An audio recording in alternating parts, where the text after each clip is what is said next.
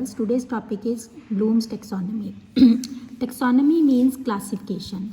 This was given by Bloom in 1964. That's why this is called Bloom's taxonomy.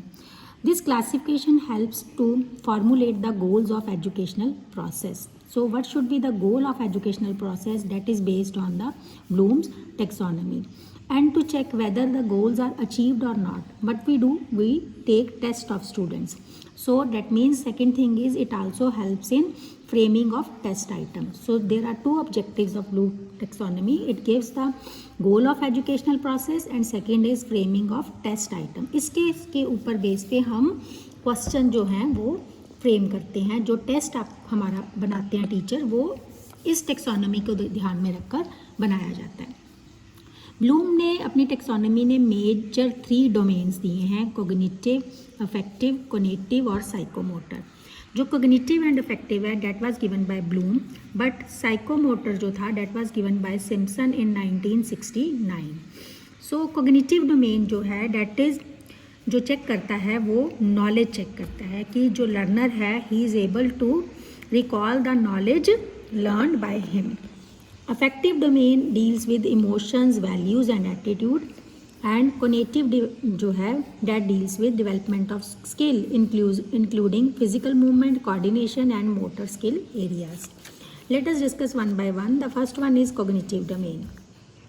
Cognitive domain के अंदर फिर से जो है इसकी सब क्लासिफिकेशन है.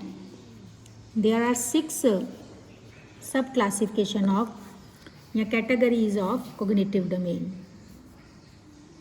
The first one is knowledge, second is comprehension, third one is application, fourth one is analysis, fifth is synthesis and sixth is evaluation.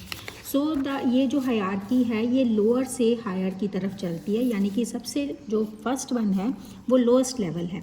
So knowledge is lowest level. Knowledge का मतलब है कि learner is able to recall of method, process, principles, theories, facts, terminology etcetera of a subject. किसी भी subject की यही सभी चीज़ें होती हैं. फैक्ट्स होते हैं, मैथड होता है, प्रोसेस होता है. सो क्या लर्नर जो है वो एबल है रिकॉल करने के ये सारी चीज़ें? तो इसको चेक करने के लिए हम कुछ क्वेश्चंस कैसे फ्रेम करेंगे. जो क्वेश्चन उनको हम बोलेंगे कीवर्ड्स. लाइक अगर टीचर बोलती है टेल मी समथिंग, लिस्ट और describe, so these kind of question जो हैं they check the knowledge of the learner. ठीक है. Tell me the properties of Bloom taxonomy, list the classification. So these kind of questions they are check the knowledge. Second lowest is comprehension. Comprehension mean जो हमने ये चीज़ें learn की हैं क्या हमें उनकी अंडरस्टैंडिंग है. So understanding of facts, ideas, methods and principle. Comprehension includes 3 things: whether the learner is able to translate, interpret and extrapolate the knowledge. Translation mean अपने words में अगर जो है learner लिख सकता है तो that means he has ability to comprehend the knowledge. Interpretation mean when we are able to cite example. Further ये उससे ऊपर वाला है. पहले हम अपने वर्ड्स में समझ सकते हैं, देन वी कैन गिव अपनी example and then we can use in other field that is called extrapolation. So these three categories they are further in comprehension. Keywords क्या होंगे? कौन से क्वेश्चन चेक करेंगे कि whether the learner is able to understand और not, explain, interpret, distinguish. So ऐसे question जो हैं जो वो चेक करते हैं कि कॉम्प्रीहेंशन एम जो है वो पूरा हो गया है कि नहीं. Third one is application. Application का मतलब है इन अदर सिचुएशंस में यूज़ करना. ठीक है. सो इसके लिए कीवर्ड्स क्या होंगे? Like solve, use, construct. That means कि आपको ये दोनों चीज़ें आ गई हैं and now you can use the things in other fields. Fourth one is analysis. Analysis mean division into elements so that organisation structure में बी अंडरस्टूड. ठीक है. जब हम कोई चीज़ को उसको पार्ट्स में डिवाइड करके समझते हैं ताकि स्ट्रक्चर पता लग जाए, that is called analysis. Keywords are analyse, distinguish, compare, contrast. So ये सारे क्वेश्चन जो हैं वो चेक करते हैं analysis ability. Fifth one is synthesis. Synthesis mean to put together. यहाँ पर था divide into elements. Now to make a new whole. So creativity जो है, अगर this is the second highest, कि आप में अगर लर्नर में क्रिएटिविटी आ गई है तो वो नई चीज़ बना सकता है। सो कीवर्ड कौन से क्वेश्चन होंगे? Create, invent, compose. Sixth one is, last one is evaluation. Evaluation का मतलब है जज करना, ठीक है। जब ये this is the highest one under cognitive domain. So when we have all these abilities, then we can judge the structure as well as relevance of the thing. Judgment दो तरह की होती है, internal and external. Internal का मतलब है organization, like poem कैसे बनी है, उसका structure, this is the internal judgment. Relevance, what is the purpose of the poem, तो this is called external. Keywords होंगे judge, select and choose. So these are 6 categories under first domain, that is called cognitive domain. Second one is affective domain. Affective domain, as I have told earlier, it deals with development of emotional part, that is value, attitude, interest, abilities. So ये भी तो student ने develop करनी है. So इसके अंदर 5 further categories हैं: receiving, responding, valuing, organisation and internalizing.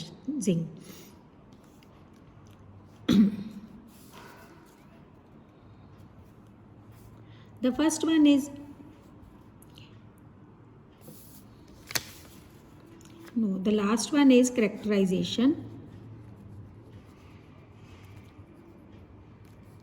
The first one is receiving. Receiving means willingness to hear. Whether the learner is aware, he is willing to hear the what is happening in the environment. So keyword क्या होंगे? If he asks questions, choose करता है, follow करता है, तो that means he has a first ability, that is receiving. Again ये this is lower to highest. Responding mean active participation of the learner. If learner is taking part in the activity, that means he is responding. Like answer दे रहा है, assist कर रहा है, discuss कर रहा है, तो that means responding. Valuing mean the worth a person attaches to a particular object. आप किस चीज़ को वैल्यू देते हो जिसके जो आपको वर्थ लगती है, तो लाइक इनिशिएट, इनवाइट, ज्वाइंस, तो that is valuing. Next one is organisation. Organise value into priority by contrasting different value. Then if you are able to make a structure, if you are able to put the things into systematic way, that means organization. So action word होंगे adhere, defend, prepare. Last one is characterization. Characterization का मतलब है, so behavior should be the characteristic feature of the learner. Like mean journal pattern, he is able to adjust in society environment, that is called characterization. So action word is whether he is serving the society, solve करता है problems, verify करता है, तो that means जो है उसमें characterisation की ability develop हो गई है. So these are 5 categories under affective domain. The last one is cognitive और psychomotor. This deals with development of skills. हम कैसे स्किल सीखते हैं, उसके लिए इसके अंदर 7 कैटेगरीज हैं: perception, set, guided response, mechanism, complex overt response, adaptation and origination. The first one is perception. Perception का मतलब है ability to use sensory cue to guide motor activity.